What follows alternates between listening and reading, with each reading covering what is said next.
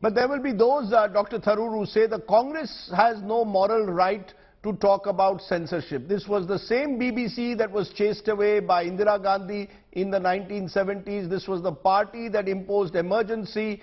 And the BJP will in any case say, look, we've been winning every election in Gujarat and in the last few elections nationally, so forget about Gujarat, it's a closed chapter.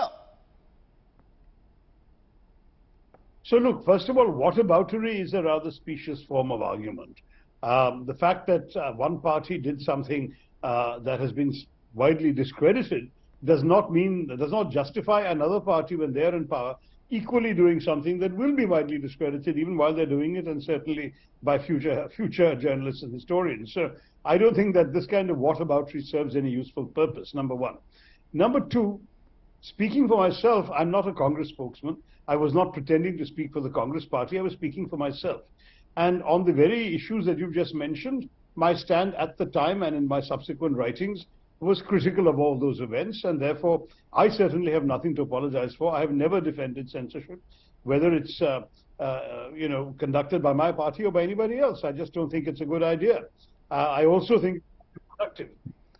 But wearing you don't think it's a good idea, but wearing your diplomat's hat, do you think in a year when India holds G20 presidency, that censorship will hurt India's image, that this attempt to ban the screening will hurt India's image, particularly in world capitals?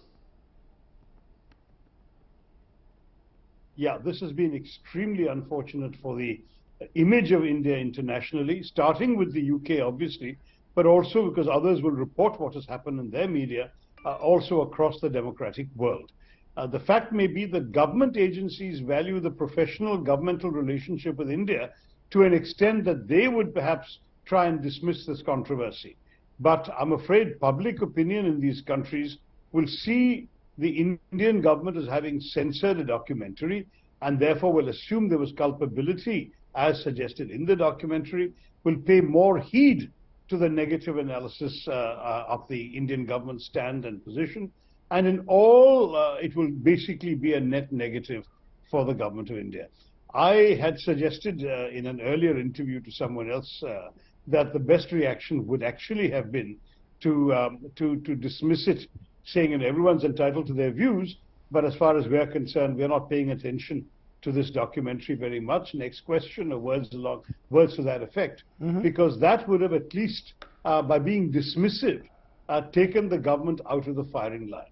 By reacting in the manner they did, very thin-skinned way, by then going so far as to have it removed, having links removed from Twitter and other social media, by having specific tweets by Indians who had retweeted these links deleted, and then actually banning the film and censoring attempts to screen it, they have actually cast doubt on their commitment to the values of our Constitution and to their own claims that they are the quote-unquote mother of democracy.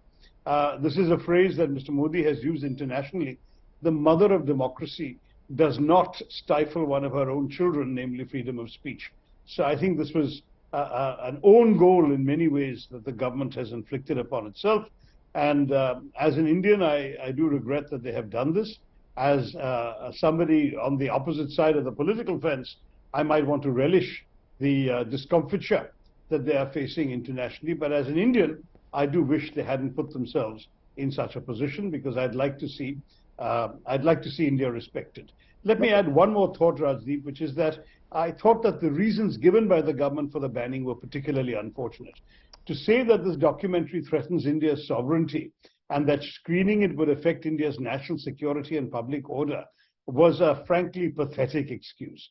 Our sovereignty is not so fragile that it can be threatened by a documentary being shown in a foreign country, nor is our national security so weak that it is threatened by a BBC film. I just think using these arguments was unworthy of a mighty country like India, with all its strength, its institutions, its armies, its capacity to stand up for itself. And I hope that the people in the government who have been using these arguments will think hard about what they're conveying about India. They should be saying that we are not bothered about this.